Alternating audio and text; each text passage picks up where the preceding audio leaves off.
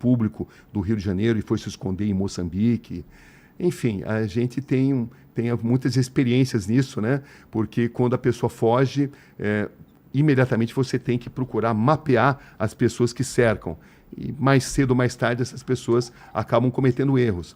Mas nada é mais difícil de cobrir do que investigar a banda podre da polícia. Ah, é?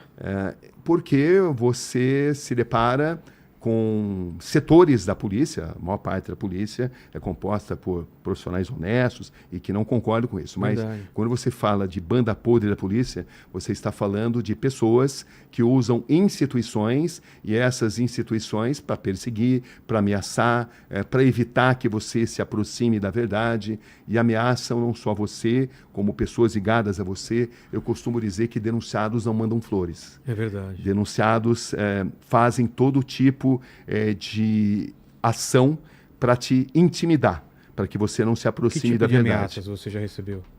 As mais variadas, as mais variadas. Mas eu digo para você que ninguém te ameaça se você não estiver diante de fatos importantes. É fundamental para você sobreviver, você demonstrar que você não está fazendo uma investigação por perseguição pessoal. Tá. Você não está perseguindo um indivíduo. Você está fazendo uma matéria porque se trata de algo importante para a sociedade. E mesmo que essa pessoa depois reincida, você às vezes tem que abrir mão de mostrar que essa pessoa está reincidida. Eu não vou aqui citar nomes, mas eu já me deparei com grandes líderes de facções criminosas, que nós mostramos estarem cometendo grandes atrocidades com a conivência de setores públicos, porque as organizações criminosas só conseguem caminhar porque elas têm braços, tentáculos em todas as instituições. Mas, às vezes, quando você se depara com a pessoa reincidindo, você é obrigado a abrir mão para que aquilo não seja visto como algo pessoal. Você está perseguindo. Então, a estratégia é capaz de salvar a sua vida. Claro que eu falei de uma forma um pouco mais subjetiva, porque não quero citar nomes. Eu aprendi com anos de profissão que você não deve citar nomes. Mas as matérias estão aí para serem vistas, né? Desde a investigação que identificou a pedofilia da Igreja Católica no Brasil, quando foi a primeira vez que a Igreja Católica, que o Vaticano admitiu casos de pedofilia cometidos por religiosos no Brasil. Isso nunca tinha acontecido. Caramba. O filme Spotlight até reconheceu esses casos, né? Ou quando nós mostramos braços da polícia que recebiam, por exemplo, o PC Farias fugia porque ele dava uma mesada para determinados setores para não ser localizado. Então, se ele estivesse em Londres, a polícia o procuraria em Bangladesh. Se estivesse em Bangladesh, a polícia o procuraria na Indonésia. Era assim que acontecia. Hoje, infelizmente, a Polícia Federal, que antes era muito contaminada, hoje é uma polícia modelo. Hoje é uma polícia admirada no mundo inteiro, porque ela conseguiu se livrar. Mas o fato é que essa contaminação da polícia é um dos principais inimigos.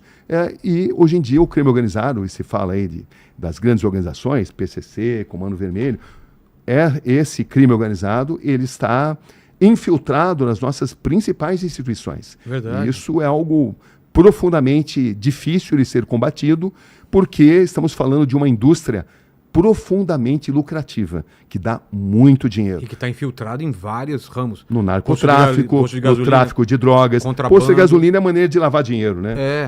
Posto de gasolina é a maneira mais prática de se lavar dinheiro. Contrabando, né? De cigarro. Contrabando, né? De cigarro, com certeza. Mas eles conseguem prosperar e nunca deixaram de crescer exatamente porque eles têm infiltrações nos mais importantes setores. Exatamente. Na polícia e vamos Exatamente. Lá. Aí não convém citar nomes. Exato. E como faz para entrevistar um assassino, um criminoso, um traficante? Qual que é a tua preparação em relação a isso? Primeiro, que você tem que ter uma negociação para ver se ele aceita. Não é pago cachê, certo? Não. Porque eu sou totalmente... Existem aqueles que pagam. Então, eu sou totalmente contra. Eu já falei várias vezes que sou contra. Eu acho que o crime não pode ser remunerado. Se não compensa, né? Não. Eu sou totalmente contra Porque isso. teve essa discussão agora com o seriado, o filme da Richthofen, né? Sim, que sim. Dizem que pagaram. Bom, é preciso lembrar que isso já foi feito em várias partes do mundo, né? Já Por foi exemplo, feito? Mônica Lewinsky, do caso do Bill Clinton lá. Pagaram? Pagaram, né? A Barbara Walters a entrevistou e foi pago. Existem aqueles que defendem. Eu acho que é defensável se você for transparente. Olha, essa pessoa está dando entrevista e está recebendo esse cachê. E isso não vai influenciar nas Mesmo coisas que assim, eu discordo, porque acho que quem comete um crime e ganha para dar uma entrevista, você estaria próximo de remunerar o crime. Está incentivando, de certa Hoje em forma. dia, com o streaming, com os episódios de True Crime, se tornou cada vez mais comum. Mas eu continuo com a minha mesma posição. Eu sou contra se remunerar criminosos para dar entrevista. Como eu convenço? Que foi a sua pergunta original. Você negocia ou a tua equipe vai antes negociar? Quando eu falo negociar, eu falo em convencimento, né? Mas negociação sim, claro. envolve valores. Como vai ser? Eu vou sentar aqui, eu vou te perguntar. Parte do seguinte princípio, Rogério. Essa entrevista é com... Ah, tá. Como que é, então, Cabrini? Esse foi o caso do Jairinho, né? Entrevistei. Mas enfim. O que eu posso te falar é o seguinte, que todo ser humano, por pior que seja, ele tem direito de mostrar o seu lado da história. Existem aqueles que acham que quando você entrevista um criminoso, você estaria glamorizando o crime. Mas quando você entrevista um criminoso, e os grandes criminosos deram entrevistas no mundo inteiro, né? Inclusive nos Estados Unidos, o assassino do John Lennon deu entrevista para o Larry King, por exemplo, né? Você está propiciando que a sociedade possa se proteger mais. Entrevistar não significa avalizar. Significa entender como funciona aquela mente. E você tem que partir do princípio que todo ser humano tem direito a apresentar o seu lado da história. O entrevistado, eu digo sempre, que tem até o direito de mentir. Cabe a você fazer as perguntas devidas sob o ponto de vista da sociedade. Tá. Eu sempre digo que as melhores perguntas... Na hora que você está entrevistando esse tipo de entrevistado que é diferente de um entrevistado comum, claro. Primeiro lugar, você sempre entrevista sob o ponto de vista da sociedade. Tá. Da proteção à sociedade. Senão a entrevista não vai ter sentido. Claro. Entendeu? Você está entrevistando para propiciar que a sociedade o entenda como funcionam essas mentes. Não é um bate-papo informal. Né? Não. Você possibilita e o entrevistado tem o direito de mostrar o seu lado da história. Tem direito a se defender. Eu sempre digo, Rogério, que repórter não é juiz, repórter não é promotor, psicólogo. Repórter não é delegado. E não é psicólogo. Não é psicólogo. Repórter é a janela. E a janela não pode ser culpada pela paisagem. Então, quando você entrevista, você permite que a sociedade tenha acesso a entender como funciona uma determinada perspectiva para que, inclusive, possa se proteger melhor. E ao entrevistado, você sempre assume o compromisso de que você não irá julgá-lo.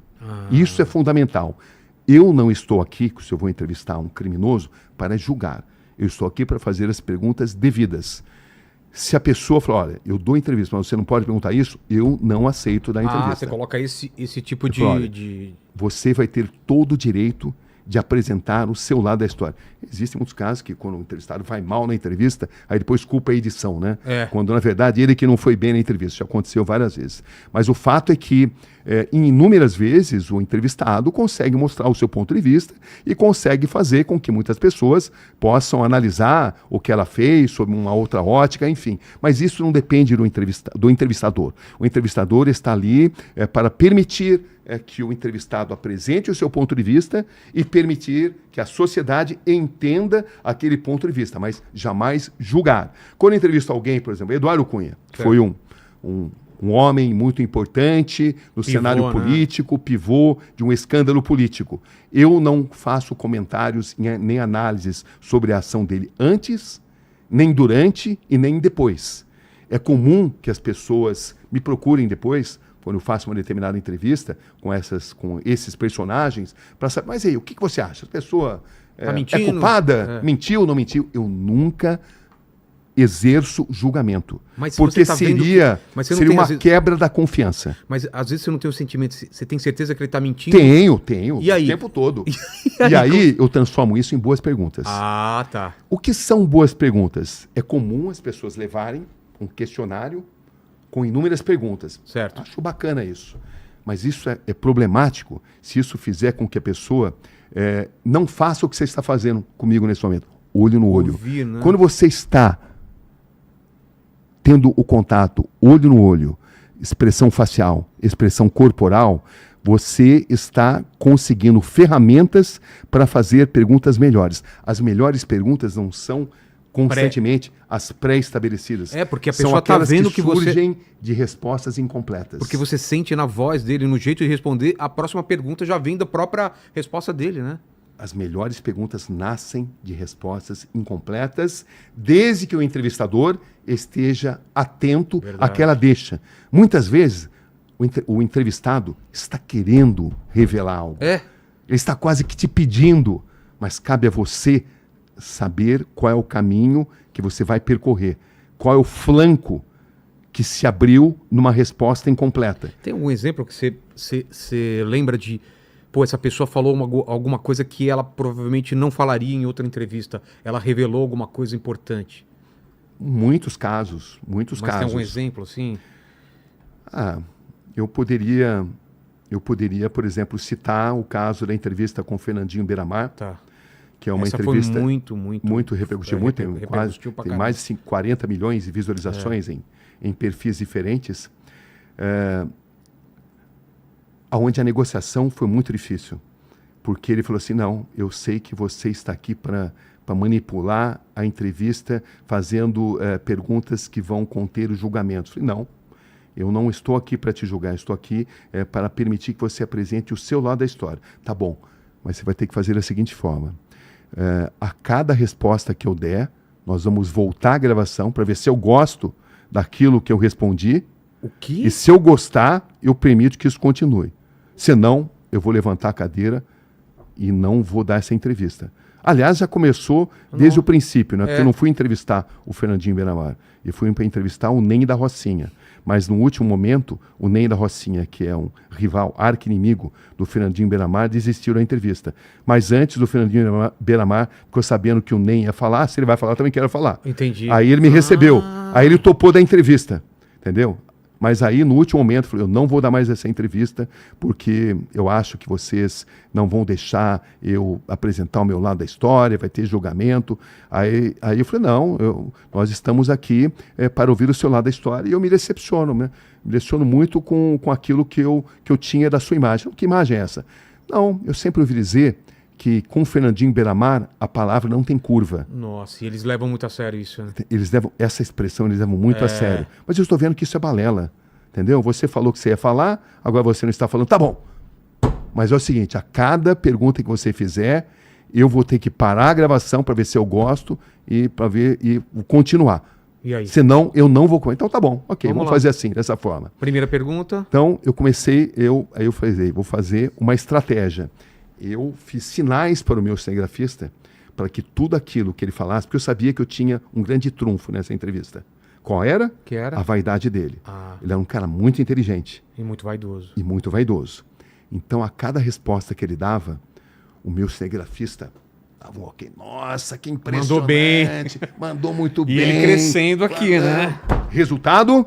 Não eu comecei um pouco mais leve e depois a entrevista foi se intensificando, foi falando das questões mais graves. E nós falamos 2 horas. Caramba. E eu não voltei em nenhuma pergunta. Em nenhum momento ele parou, não, isso aqui não? Em nenhum momento ele parou. Que fantástico. São estratégias que você... Mas... E cada pessoa é uma estratégia diferente. Cada pessoa diferente. é uma estratégia diferente. Você precisa sentir ali. O principal é você não ser arrogante, mas também não ser covarde. Entendeu? Porque ele sente isso, né? Ele vai te analisar, ele vai te medir. Se você demonstrar medo, ele monta em cima. Que aí ele assume o controle. Assume o controle. Mas, ao mesmo tempo, você não pode ser arrogante. É uma linha tênue. Sim, sim. É um equilíbrio. Mas, como eu te falei, cada entrevistado tem uma maneira de fazer, né? O principal é você fazer perguntas, mas nunca perder o seu autocontrole.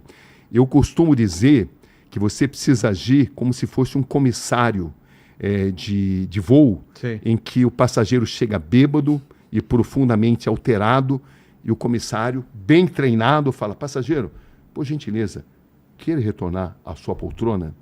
Então, o entrevistado pode perder a calma, pode perder a estribeira, pode perder o controle. Você não. Exato. Você não pode discutir com o entrevistado. Ah. Ele pode levantar a voz.